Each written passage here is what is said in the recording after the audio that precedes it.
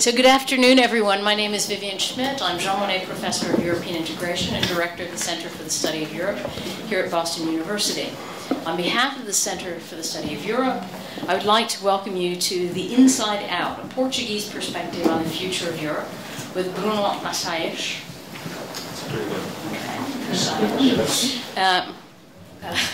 State Secretary for European Affairs in the Portuguese government. This event takes place as part of a series of conversations with European officials, which is funded in part by a grant from the European Commission Delegation in Washington to the Center for the Study of Europe at Boston University. We'd like to thank the Commission for their support for this important initiative. We'd also like to thank the Center for Finance, Law and Policy at BU for their generous co-sponsorship. This event is also co-hosted by BU's Undergraduate Economic Association and BU Europe, our European club. Thanks to both organizations for your support. And finally, thanks to José Vélez Carroço, Consul General of Portugal in Boston, for making today's event possible. Bruno Maçães, trying to get the Portuguese accent right, was born in 1974. He received his law degree from the University of Lisbon in 1997 and his PhD in political science from across the river, that is Harvard University. His dissertation was awarded the Richard Herrnstein Prize for the best dissertation in the social sciences by the Graduate School of Arts and Sciences. Between 2006 and 2007, Maçães was a professor at the University of Yonsei in the Republic of Korea, where he taught international political economy. He then worked at the American Enterprise Institute in 2008. From 2008 to 2011, Maçães helped launch a new international university in Europe, the European College of Liberal Arts in Berlin. The first students to attend the new institution graduated in 2011. Between June 2011 and March 2013, Maçães was political advisor to the Prime Minister of Portugal. His latest publications discuss political economy, structural reforms, and the future of the euro. Since July 2013, he has been the Secretary of State for European Affairs for the Portuguese government. Our Inside Out series addresses broadly the theme of democratic politics under conditions of globalization from an inside point of view, centering the conversations around global challenges, which by their nature do not yield to nation-state solutions, highlights the value of the European Union as a model for transnational cooperation, regional integration, and cultural existence. I might add, and that's not in my notes, but of particular interest, I think, for us today, given what has been going on in consequence of the Eurozone crisis, is that Portugal has been under pressure, under a program of conditionality with the EU. So I think we will get insights into different levels and different types of cooperation as a result, and the importance of regional integration and what that means in this context. So Bruno Maçães will discuss the future of Europe, or the European Union, from his own country's perspective, after which we'll have a conversation moderated by Alan Berger, retired editorial writer on international affairs at the Boston Globe. This event is being videotaped for the web. If you'd like to ask a question, therefore, please wait for the microphone and kindly introduce yourself before asking a question. And also, remember to turn off your cell phones. Thanks very much. Over to you.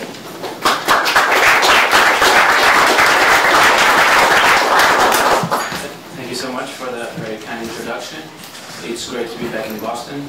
I lived here for 6 years. I was just talking to some of your colleagues about the clubbing days in Lansdowne Street back in 2004, just around the corner.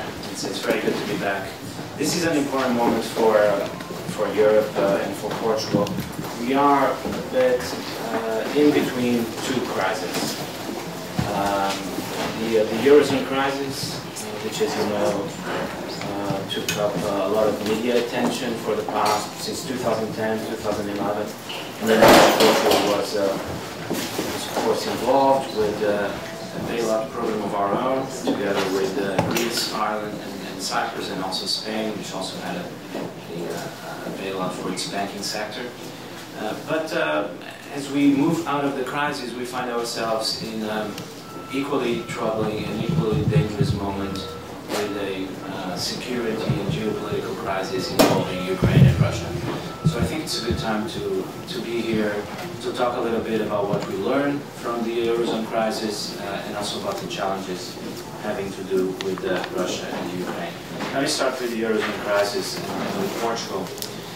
We are a few weeks away from our bailout exit. After 3 years of very hard work and a lot of pain for Portuguese society and for Portuguese people, we are about to exit our program and to do so successfully.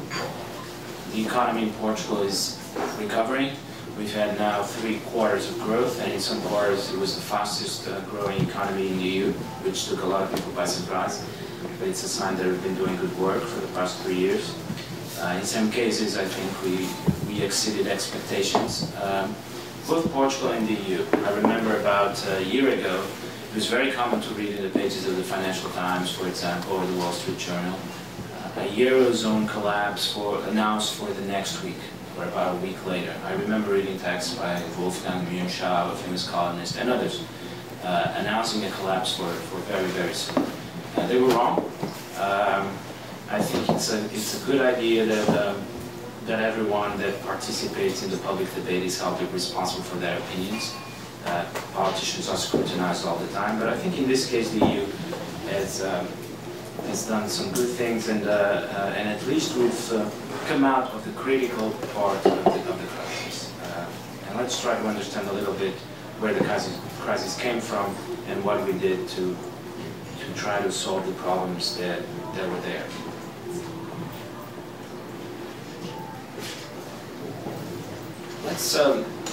Let's start with the idea which I've been trying to develop recently, that we need a new strategy for Europe, and that we need to think hard about what Europe should become after the crisis. The Eurozone crisis was above all, I think, a moment of existential danger. It is true that even though those people were wrong, they were taken seriously, and policymakers in Europe were concerned.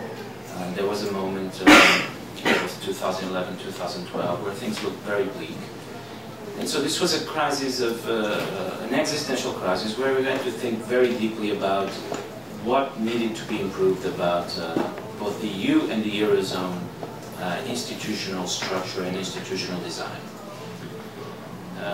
I think we're still in the process of thinking deeply about what the EU should be. When we think back to the traditional explanations of what the EU is about prosperity and peace in Europe, they no longer seem as relevant as they did 50 years ago, for a number of reasons. First, because, of course, with the economic crisis, the EU does not seem as able to deliver economically the level of prosperity that people expected. Also, we have now a security crisis in Europe, and so at least in our eastern borders, some serious security threats. But above all, the level of integration, which is much deeper than it was 20, 30 years ago, no longer seems entirely justifiable by those two goals. There must be something else going on besides prosperity and peace. What we're trying to achieve in Europe goes beyond that, and we have to try to understand exactly what it is. I'm interested in trying to think about what I've started to call a periphery theory of the EU. Trying to look at the EU from the periphery, from Portugal, from Ireland, where I was just a week ago.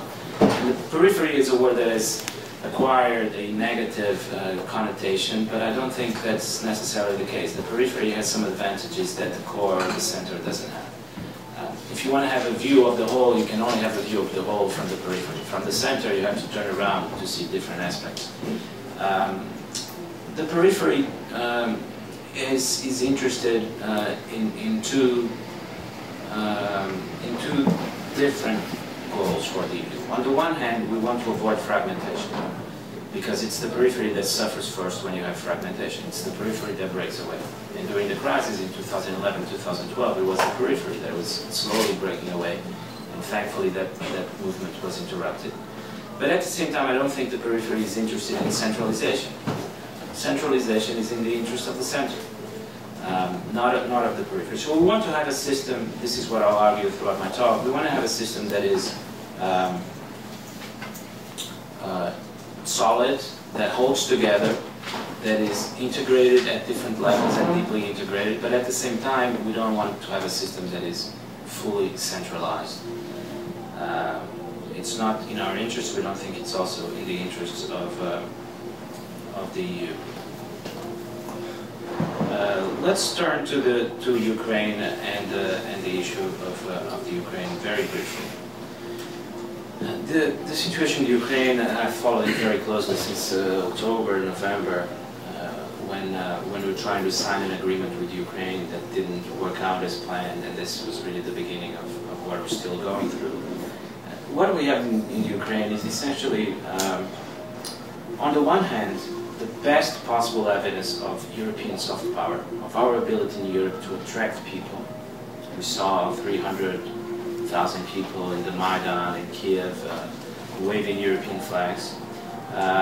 Our ability to connect and to establish networks with people abroad, which I think the EU has become very good at, for different reasons, because of the power of European NGOs, because of our fashion and lifestyle industry, which is very appealing to people, because of also because of our universities, because we have 28 different governments, and there's this interesting division of labor. Some governments in Europe are closer to some parts of the world, other governments are closer to other parts of the world, and this increases our influence.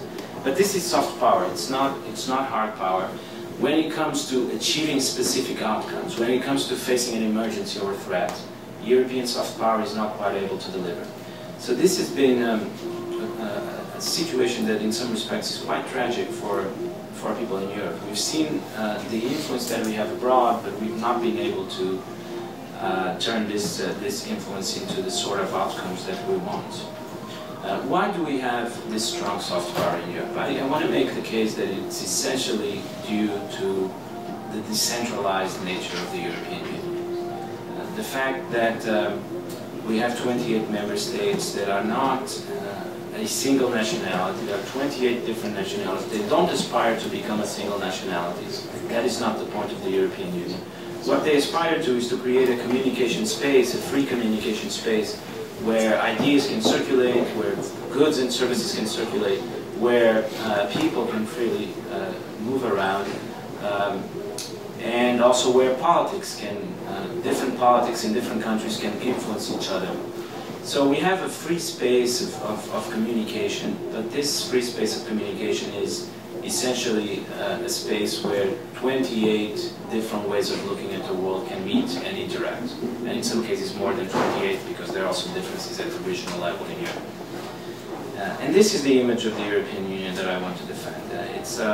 It's an asset that's based on diversity, that is based on exchange of ideas, and that it is essentially a very intense and practical training in cosmopolitanism. What is, for me, the most appealing element of the European Union? It's the fact that young people in Europe, not my generation, but the generation after mine, are from a very early age intensely trained in looking at things from different perspectives, and forced to move out of their comfort zone. They of course study in a different country through the Erasmus program. They are exposed to different perspectives constantly. The media in Europe is now very much starting to be representative of different ways of looking at problems like the Eurozone crisis. Businesses operate freely across the 28 member states. Businessmen and people working in these businesses are forced to look at different regional and national contexts and to take those into account in their business decisions and their work plans. So it's a very intense and very productive training in a cosmopolitan outlook, which honestly I don't think one can get in other parts of the world, not even, I would argue, in the United States, which has its own assets and advantages, and especially its universities able to attract people from all over the world. So you do have, let's say, in American universities, you do have this. What the European Union is trying to do is to create an environment where you have this cosmopolitan life force, not just in universities, but in all the activities of work life, personal life, politics, business, and so on. So in my opinion, what's being attempted in Europe is to create a free communication space between different cultures, different nationalities, and not to bring them together under one single way of life and one single way of thinking. This is therefore the balancing act that we have to do. We have two opposite goals here. On the one hand, we want to create this space of communication, and this involves more integration, because this space of integration can only exist, the space of communication can only exist if there are no borders. If people can freely move, ideas can freely move, goods, services, and even different political policy goals can communicate among themselves. So you need integration because you need to create this common space, but you don't want to take integration to the point where you would need more homogeneity. That would be contradictory to the original goal, which is to have 28 different ways of thinking and communicating among themselves. Let me speak a little bit about what it means to create this free space of communication. And here I'll get into a topic that is important if you want to understand the Eurozone crisis. It's a little bit technical, but I'll try to make it as little technical as I possibly can. This is what's called the banking union idea. And what is the banking union idea? It's essentially the creation of integrated financial markets in Europe, or the creation of a single financial market in Europe. Rather than have financial markets that are separated along national borders, you try to get rid of borders in financial markets and create what is essentially a single European financial market. At the end, banks would not be national, they would not be Portuguese or German or Italian, they would be European. How do we do this? I think what the crisis showed is that if you have this project of creating a single European financial market, it's not enough to have free movement of capital, which in fact you already have between the United States and Europe to a very great extent. It's not enough to have free movement of capital. It's not enough to have a single currency. Those steps are necessary, but there's a third step that's also necessary. It's to create the political institutions that keep financial markets together and that prevent fragmentation across national lines. Because, you know, there are political institutions that are fundamental for financial markets to operate well. They don't operate well all by themselves. They need to have a certain political and legal framework that tells you what happens when banks get in trouble, that tells you how they are supervised, that tells you how they are regulated. So regulated, supervised to make sure that they are following the regulations that they're supposed to follow. And then, if they really get in trouble, they have to be resolved, closed down. And how is that done? You need political institutions and rules to determine this. If these political institutions and rules are defined nationally, then sooner or later, markets are going to fragment along national lines. And this is what happened at the beginning of the crisis in Europe. While everything was going well and under conditions of very high credit expansion, it looked like there was an integrated financial market in Europe. When you started to have some trouble in financial markets, as you always do sooner or later, then they broke apart along national lines. Why? Because investors immediately started to think, well, what happens if this bank is to be closed down? If it's in Germany, it's going to be supported by the German government. If it's in Portugal, it's going to be supported by the Portuguese government. But the German government is much more capable and able of supporting its own banks. So perhaps we should put our money in German banks and not Portuguese banks. So you see, if you have political institutions that are national when it comes to banking, regulation, supervision, and resolution, you can have a single integrated financial market.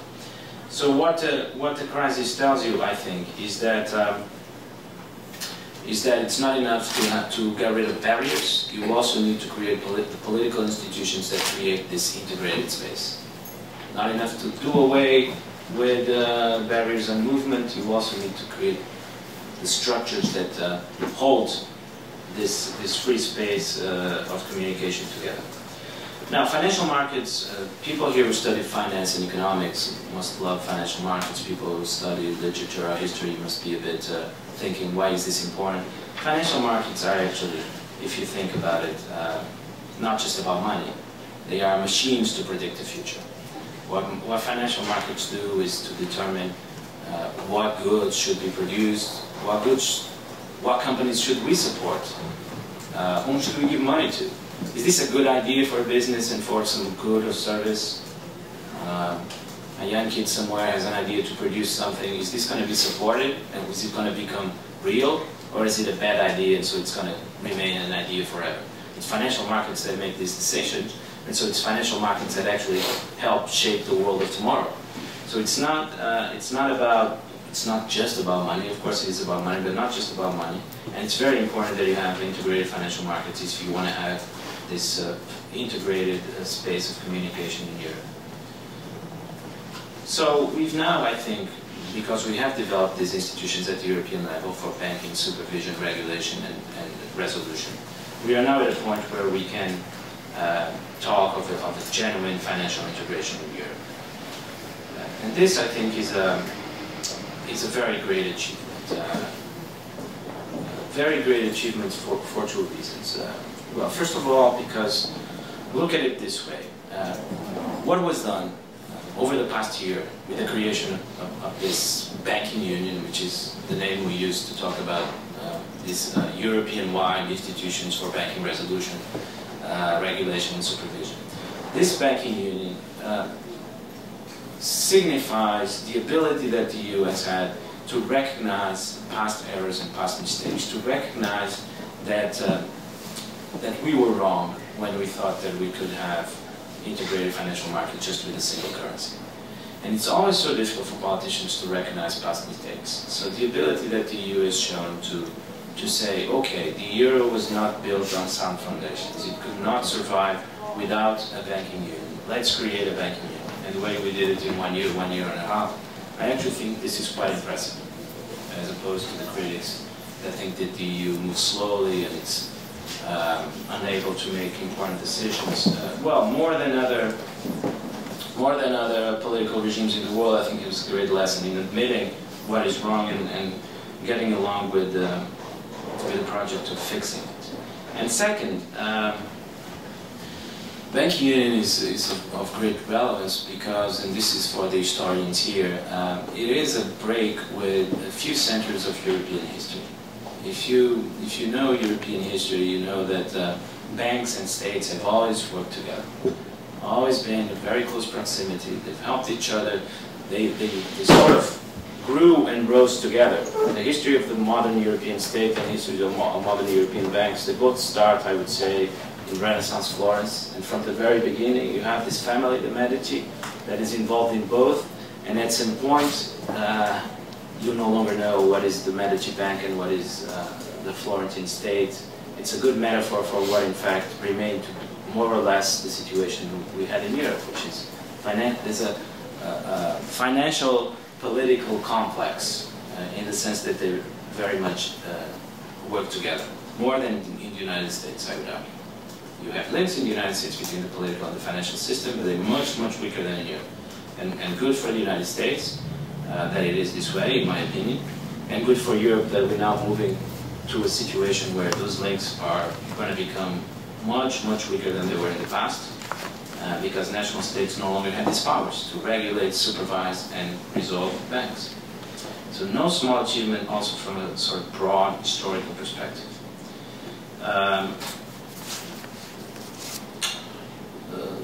What we learn from this? Well, as I said, let's not make the mistake that a space of communication in Europe, a truly European civil society, where there is free movement of ideas, of goods, people, capital, can simply be built on abolishing barriers. We need political institutions to do this.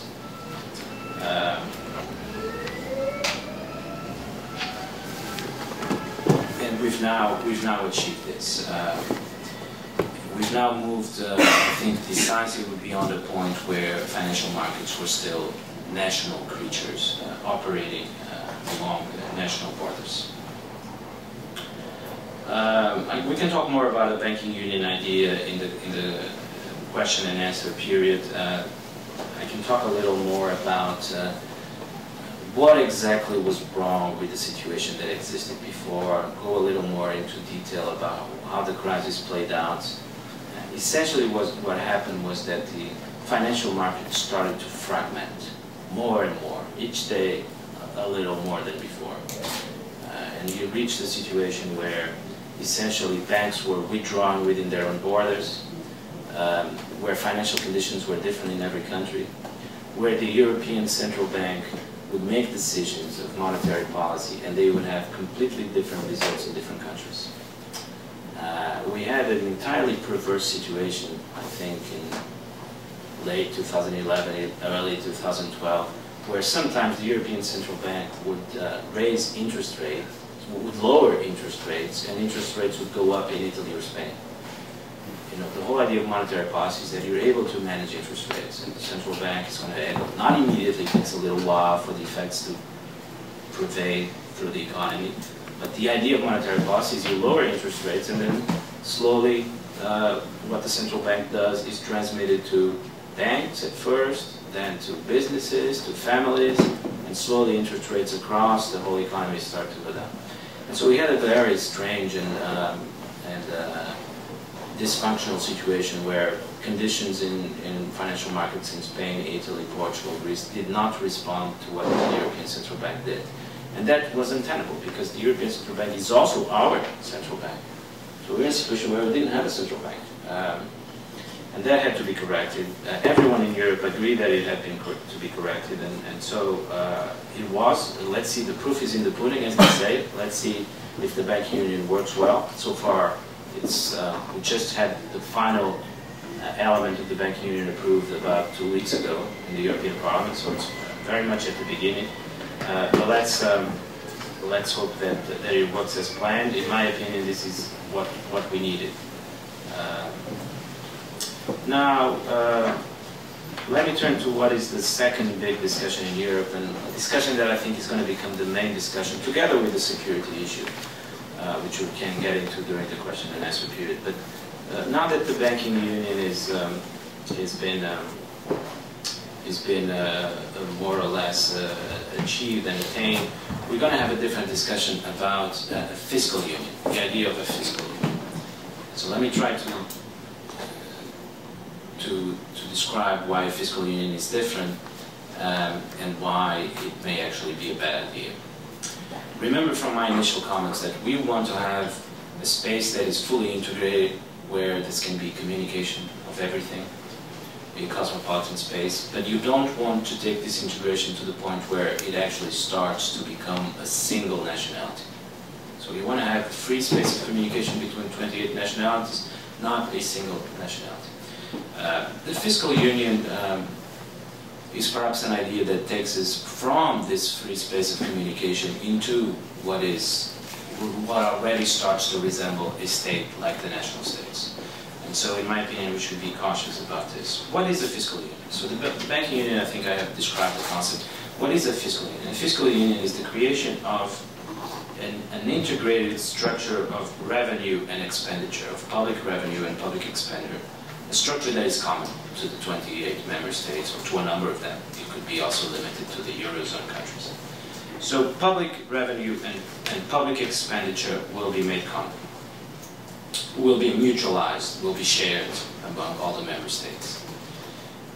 We could have a slow movement in this direction. You could start with some elements of public revenue and mutualize it, and some elements of public expenditure and mutualize it.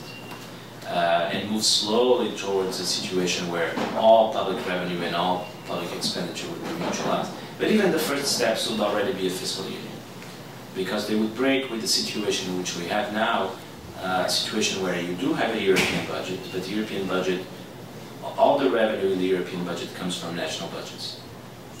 And so it's not really a genuine budget with its own revenue and its own expenditure. So let's try to think about the first small steps in this direction. One of them would be to mutualize debt. Public debt appears on both sides, revenue and expenditure. On the revenue side, of course, it's revenue, a loan that you get. On the expenditure side, you have to pay the loan or at least the interest. So this is part, of course, of the national budgets. You could take this chunk of the national budgets and make it common. Have European debt and a European agency that would be responsible for that service or paying interest. And this is an idea that's been seriously discussed in Europe. Then you could think about other parts of the budget. You could think about, for example, expenditure in education. So education is so important. It has so many spillover effects in the sense that if education improves in a certain country, if people are more educated, that's going to be better for the countries as well, because you have a space where knowledge can circulate and ideas can circulate. And also workers move from a different country to a different country. So this is of common interest, education. Let's make expenditure on scholarships common, and tuition. Universities, all this will be taken up by European budget with its own resources to pay for this. You could also think about mutualizing unemployment benefits. You could think about making sure that unemployment benefits in member states are paid by the European budget. And let me tell you, this would have a considerable impact in many countries. In Spain, for example, if unemployment benefits were paid by the EU, Spain would immediately be in surplus, budget surplus. They have a deficit of about 6 or 6.5%, and all that is made up of unemployment benefits because unemployment is so high. So we would have an immediate impact on some member states. This would already be what I would call a fiscal union, because at least some parts of the budget would be mutualized. What do we think about this idea? Well, I usually tend to distinguish very clearly between the banking union and fiscal union, and that I think helps us understand that they are two different concepts. But of course, I'm not necessarily against the idea of thinking about slow, incremental ideas that could be applied to public expenditure and revenue. But when we think about the fiscal union as a whole, it raises a number of reservations that I'll try to explain here. And where are these reservations? Well, as I said at the beginning, the great wealth of Europe and the European Union is its diversity. Differences between nationalities and cultures that communicate without borders, because a free space of communication doesn't have borders, but preserves these differences and preserves them as very alive. In fact, to some extent even wants to intensify them. And we see this in the discussion on the Ukraine, where there are differences between member states, differences about what to do, and they are forced to communicate in the council meetings that I go to. And I think this is a good thing. It prevents Europeans from being sort of enclosed in a cocoon of groupthink, where everyone thinks the same and reinforces their own thinking. You know that book, The Best and the Brightest, about the Vietnam years, where there's a sort of environment where everyone is reinforcing each other's opinion. And it's a good thing that in Europe you have an environment where people are forced to think differently, because they're forced to face different opinions from different countries.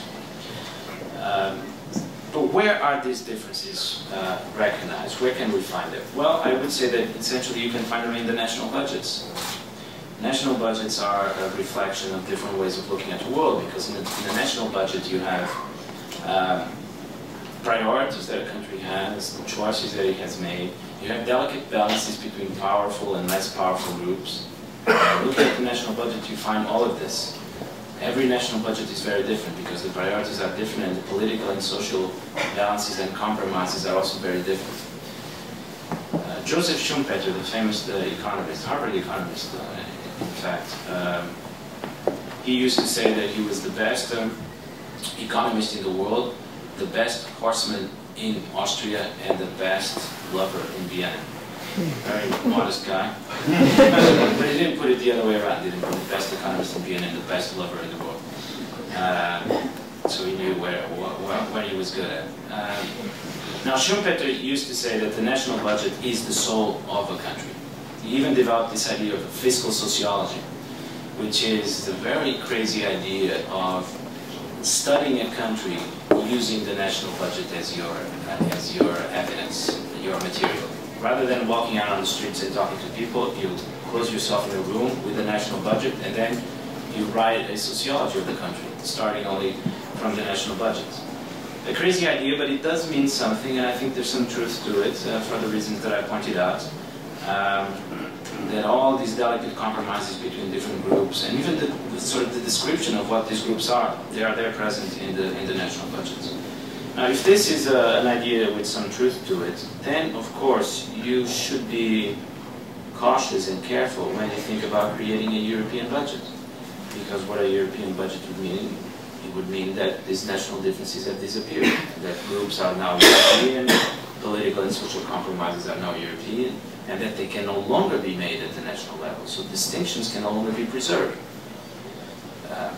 And if they try to resist at the national level, then to some extent they have to be repressed. They have to be made to disappear. Otherwise there cannot be a European-wide budget.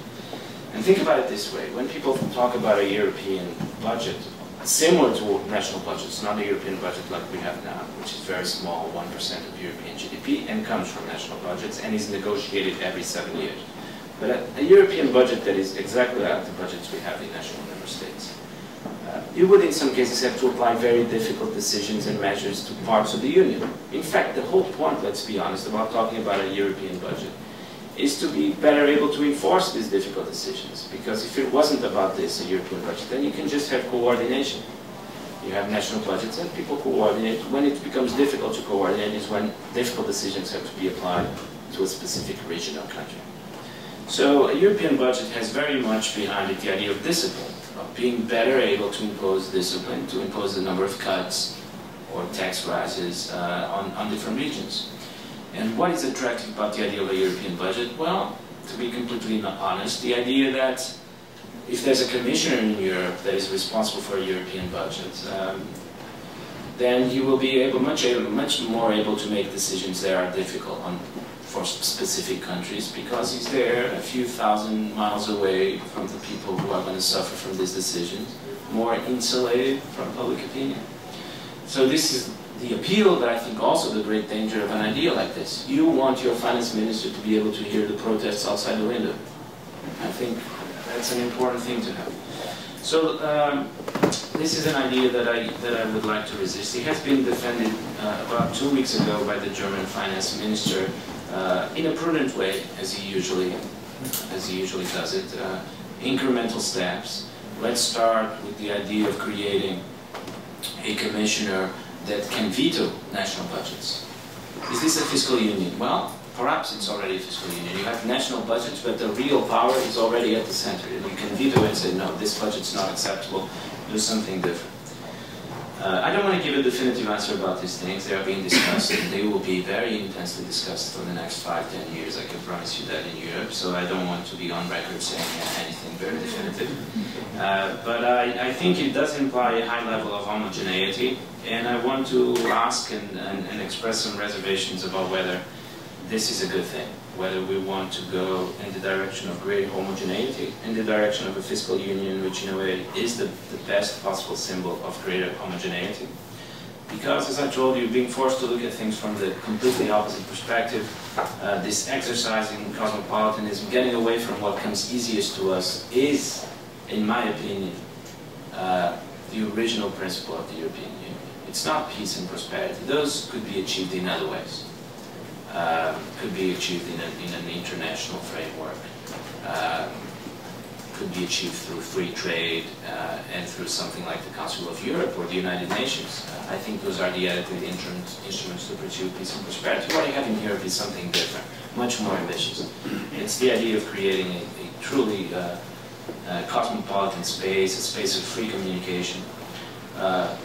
I talked to you about financial markets. That's an example. Create a free communication space in financial markets, capital. But we have to extend it to other areas. We have to extend it to still goods and services. In some cases, there's no integrated markets in energy, in digital communication, in transport. So there's still a lot of work to do here. And we have to also start working on the project of creating an integrated space for politics, where you have national politics, but national politics are forced to communicate among themselves. You have to have a situation where political decisions and policy decisions in some countries will take into account what is happening in other countries, will learn from each other more than they do right now, So this free space of communication cannot just be a space for businesses and for artists and for students. It also has to be a space for politics.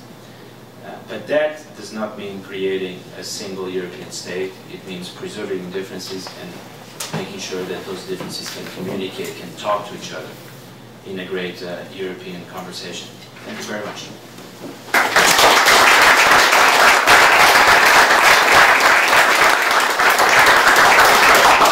Thank you for a very cogent defense of kind of balance in Europe. I'm going to ask the first couple of questions, and then we'll throw this up open to the audience, and raise your hand, and someone will come with the microphone. Let me start with your very lucid explanation of the problem of going for a real fiscal union. First of all, isn't it the case that it was the lack of some kind of common ratio of debt to GDP that led, in large part, to the crisis in Europe, for which a lot of people have suffered? And that question of enforcement, even if you don't have a real fiscal union, the danger of having too high a ratio. How are you going to deal with that without a fiscal union? That's a good question. So how do we make sure that countries, in a way, are responsible for their own fiscal discipline, for their own fiscal affairs, and that they don't create problems for other countries if they don't have the necessary fiscal discipline? And that has happened in the past, of course, and it was a factor in the crisis. But let's remember, first of all, the crisis was so deep and so dangerous, not because of the fiscal problems, but because there was no separation between fiscal problems and financial and economic problems, which now exists with the banking union. So what we had in Europe was that if a member state got into fiscal trouble, if the state was spending too much money, if public debt was getting too high, the deficit was out of control, that's one thing, and that would create problems in itself. But the situation we had was much more dangerous. That the problems that a country was having at the fiscal level were being transmitted to banks and to families and to companies. With the banking union, we no longer have that.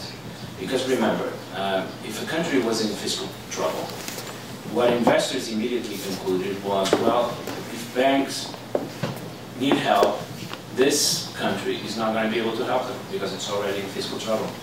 But at the same time, it's the country that is responsible for helping the banks. There's no European-wide resolution mechanism and resolution fund to help banks in case of need. That's changed now. So the situation is very different. If a country gets in fiscal trouble, that trouble is not going to be immediately transmitted to banks, to the financial system, to families, to the economy.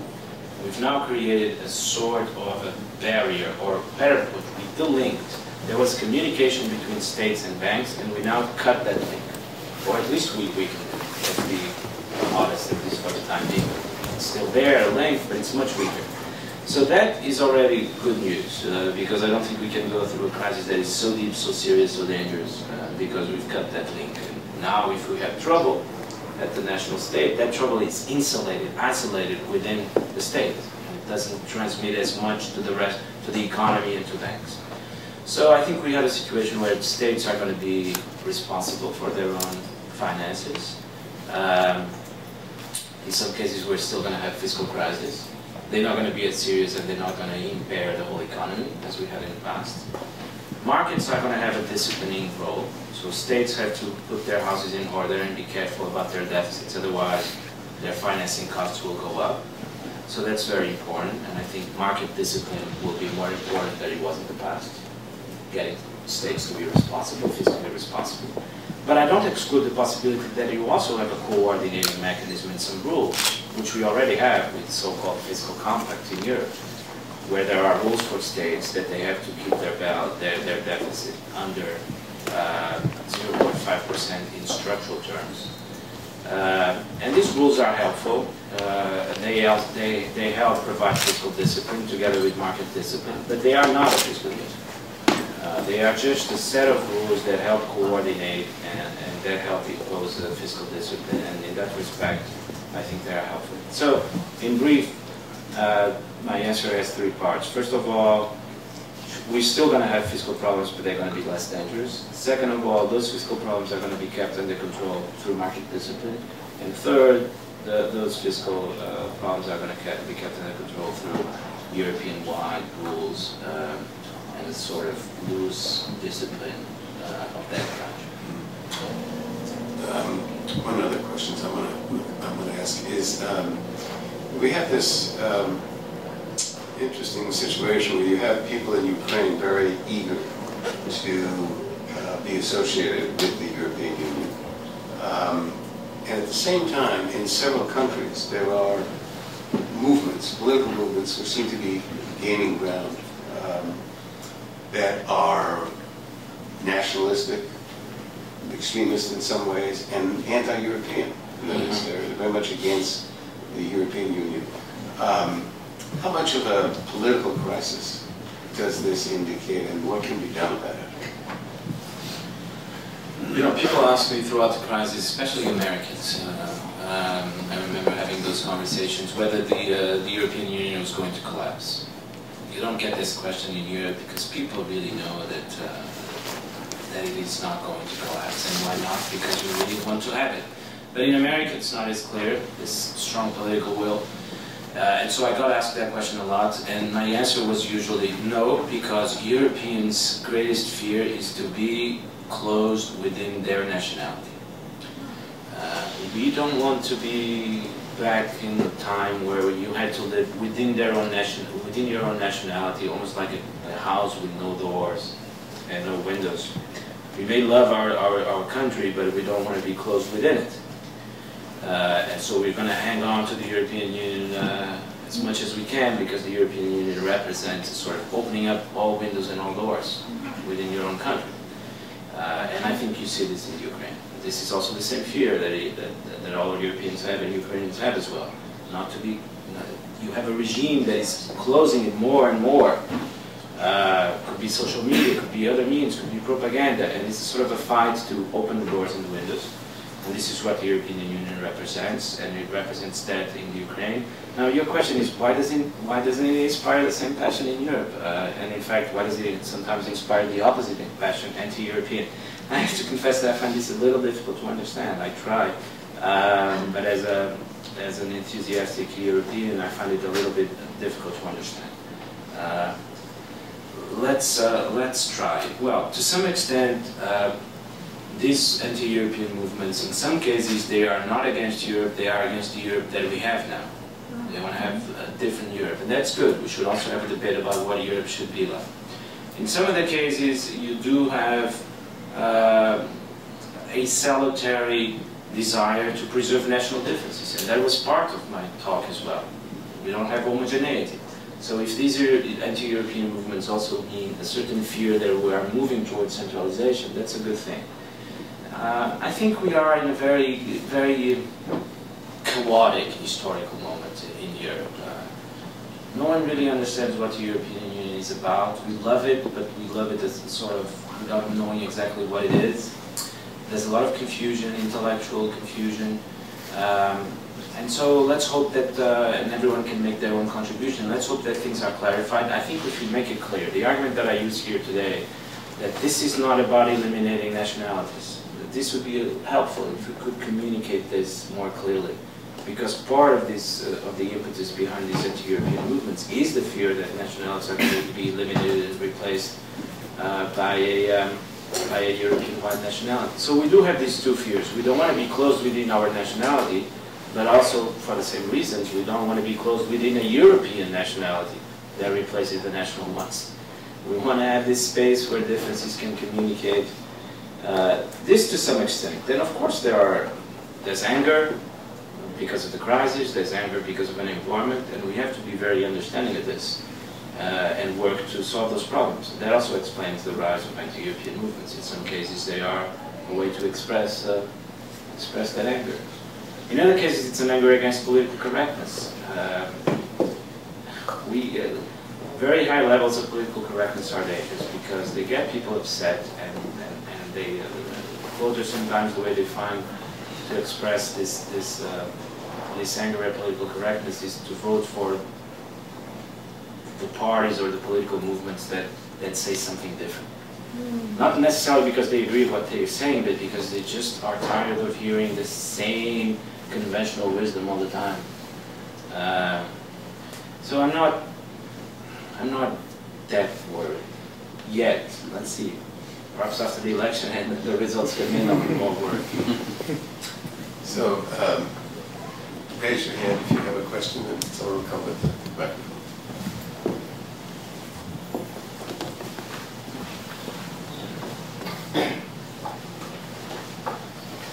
So you spoke briefly kind of about the dangers of the fiscal union, and you kind of offhandedly mentioned the fiscal compact.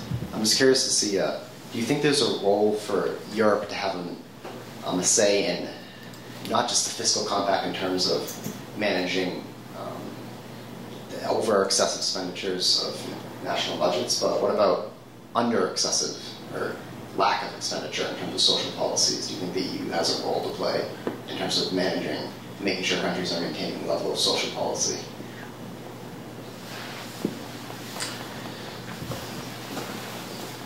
That's a really good question. Well, in some sense, of course, that is up to national democracies. Voters want an adequate level of social spending, and they should vote for the parties that provide what they consider an adequate level of social spending. And the danger, I think, is much more on the side that you're going to have lack of fiscal discipline because of the electoral processes that we know very well, and electoral pressures that we know very well in political science, than the opposite. But it's true that there's a discussion going on in Europe right now about whether some countries could be spending more, investing more, and thereby helping to rebalance the European economy. And that's a difficult question. Somehow it seems to me that the problem is not so much that countries are spending too little, but that they need to make reforms that increase private investment. And I've talked about countries like Germany that, in my opinion, need to implement a number of reforms that, in fact, countries like Portugal have implemented in the last 2-3 years, and Germany hasn't, in the services sector and elsewhere. And those would increase investment. They would probably increase internal demand for goods from elsewhere in the EU, and that would be good for the European economy. But I don't think it's through public investment and public spending that you can reach that rebalancing, because the imbalances were created in large extent because of excessive spending in some countries like Portugal, Greece, Italy, Spain. And therefore it doesn't seem that more of what caused the crisis can help solve it. We do need more competition in some markets and in some countries that have not made the necessary reforms. I asked, what reforms would you want Germany to make in the services sector? Liberalize. I've argued this in Berlin, so it's okay to say it, and it's part of what I've claimed in my lecture, that we should have more political communication. Should liberalize the services sector so that there's more investment, there's less barriers to entry, and perhaps wages will rise in the German services sector. Workers will be attracted from manufacturers into services. German industry will rise in the value chain, open up some space for other countries like Portugal in activities where it would be moving out. We do need mechanisms in Europe, which we don't have right now, to coordinate economic reforms and make sure that the reforms that some countries need in order for their own reforms to be successful are implemented in other places. And that reforms fit with each other. That they are not going, that the 20 member states are not all going in their own direction, sometimes opposite directions, contradictory directions. One example that I give in European discussions, and that I was a bit frustrated about, was that we were trying in Europe, still trying, to create an alternative to the banking system, because companies are too reliant on bank credit in Europe, much more than in the United States. I don't remember the exact figures, but it's almost the opposite. 2/3 capital markets, venture capital, and other financial markets in the US, 1/3 banks, and the other way around in the EU. So we need more diversified capital markets. All member states were working on this, but they were going like 10 different directions. One member state was working on venture capital, another member state was working on mini bonds for companies, another member state was working on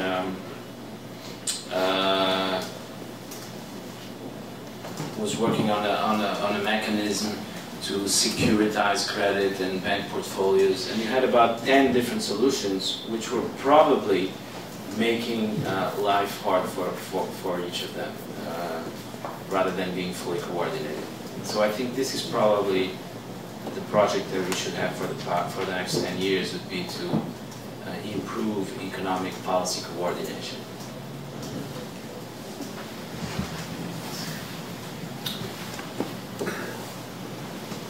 You mentioned in your talk both the Ukraine and the subtext of political correctness.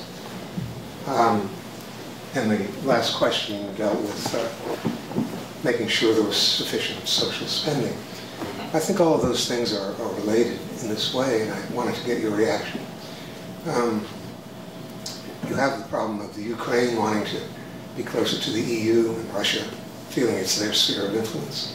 Putin has just come out with his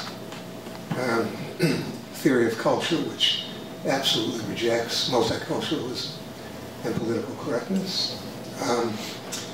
And that's an issue in the EU as well. So how, it seems to me this is a cauldron boiling at the periphery of the EU, and how will that be resolved? I mean, you've got a major player who's rejecting multiculturalism, not an extremist party, and it's playing out directly in the Ukraine. So I wanted to get your thoughts on those related elements. In particular on Russia and cultural politics in Russia. Yes, and it's a spillover, I think, into the EU on the theory, on the issue of political correctness. Well, this is a very delicate matter and still playing out. We want to work with Russia. We have this project in Europe of creating a free trade area between Lisbon and Vladivostok. And we haven't given up on it. But the fact of the matter is that Russia has moved away from the ideas that it had, let's say, in '95, for example, which were to come closer to Europe and become a little more like Europe. So the Russia of Yeltsin is, we miss it, and we think it would be good for Russia and for Russians themselves if this Russia came back. But the question then is, what can we do about that? Of course, it's a choice that Russians must make by themselves, what kind of country they want to live in. Developments in Russia, I think, have been troubling, not just in foreign policy, but in the matters that you've mentioned. Cultural politics, rise of nationalism, all seems to me very troubling. But there's little we can do. We should make an effort to engage in an international discussion of these things. We should be able to respond to what is in fact, and I'm not afraid to call it by what it deserves to be called, Kremlin propaganda about lots of things, even about Ukraine and the political situation in Ukraine. There is a lot of Kremlin propaganda. It has to be resisted. In some cases, it's even been accepted where you least expect it to be accepted. About fascism in Ukraine, for example, all that, or almost all of that, is Russian propaganda, is Kremlin propaganda. So we have to engage actively in this, in a frank, open debate about what is going on in Europe's eastern borders, and help as much as we can those who agree with our ideas, with European ideas about cosmopolitanism and freedom, broadly understood. I don't know if you have more specific questions, but this would be my general approach to the problem. We're very concerned about this. Clearly, what we want is to have good relations with an important neighbor like Russia, with which is in fact a neighbor. And we're concerned that this is becoming more and more difficult. They're basically saying they don't agree.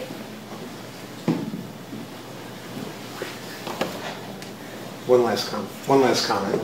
I think what Russia's saying is they've spent 25 years looking at the European model, and it's an intolerant model, even though it claims to be tolerant and diverse in the sense of its the subtext of multiculturalism and political correctness. And that's, I think, a root problem to resolve between the two cultures. So if you could comment on that a little bit further, that would be interesting. If it's a serious argument, which of course one can find among Russian intellectuals, I'll be more than willing to engage with it. If it's Kremlin propaganda, as it sometimes is, about minority and sexual minority rights in Europe, that's for the most part all nonsense, and so it's difficult to engage with nonsense. We've been getting a lot of that from Russia. But if it's a serious argument about, I myself pointed out to the excesses of political correctness, and we're more than willing to have an open critical debate about multiculturalism, and in fact we've been having it in Europe, in many European countries. It's been a serious and intense argument about multiculturalism and whether multiculturalism was the right option or not. Having debates like that, particularly in Germany and in the Netherlands, in Sweden as well. So we can have those arguments, and we've been having them. But propaganda of poor quality is not a good contribution to that particular debate. I'm going to use my privilege to interject. I can't help it that there's an irony that the hostility to multiculturalism, which you get in Kremlin propaganda, is very much the same as what you have in some of the extremist parties in Europe, like Jobbik in Hungary and others, and which are neo-fascist.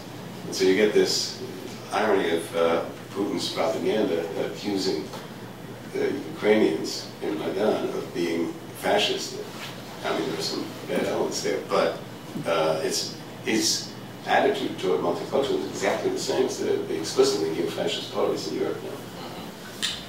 I think you're right. And we have to see that for what it is. It's a destabilization effort and not really a serious and honest criticism.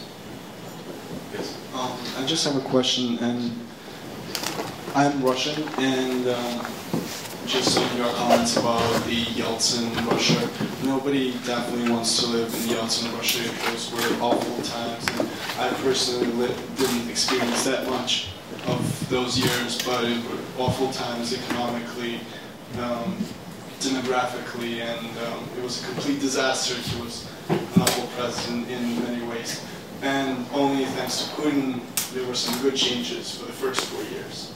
But the actual question is different. Looking like 6 months back, how important do you think was it for European Union to sign this agreement with Ukraine? Especially considering that Ukraine is a pretty big country with 45 million people and with problems with unemployment in Europe and the general economic situation. So very briefly on your first comment, I was referring to the vision that not just Yeltsin, but lots of people around him had for Russia's future. And there was a vision of a country much closer to Europe and sharing many of Europe's values. Whether he was able to implement that vision or, on the contrary, things went very wrongly, I'm not going to get into that, but I do appreciate your opinion on it. Ukraine and the association agreement. Well, the association agreement was made clear that this was not about enlargement. I don't think we ever made the mistake of suggesting that it was about enlargement. It was about creating stronger ties, both trade and economic ties, but also so-called people-to-people contact in terms of visa liberalization, perhaps some exchange program for students and things of that sort. So this was the idea. It also did not involve or require that Ukraine break its ties with Russia. That was never part of our idea of our goal, and we never came close to suggesting anything of that sort. I think it was Russia that presented Ukraine with an either-or choice, and not Europe, and we have to be clear on that. But we're open to thinking about what could be improved in our neighborhood policy. And by neighborhood policy, I mean the attempt to work more closely with the countries in our neighborhood without discussing the possibility of enlargement, which in the southern neighborhood is entirely out of the question, since it's not geographically in Europe. But with the eastern neighborhood was also not on the table when we discussed the association agreement back in October, November, December. So for that reason, I don't think that that we moved too fast or too far. I'm comfortable with the choices we made back then and the way they were communicated to the Ukraine. I don't think there was a question about enlargement. I don't think the flags in the Maidan meant that. Sometimes you see American flags in some parts of the world. They don't mean that they want to be the 51st state. I think, and I'm quite proud, it was an appeal to European values, which they wanted to have in Ukraine. But again, I think it's a misreading of the situation to think that the question was about enlargement. It certainly wasn't. We're very clear about that. Thanks. So I want to thank you very much for a wonderful cogent explanation of where Europe is headed, where it should head, and thank you all for your questions. Thank you.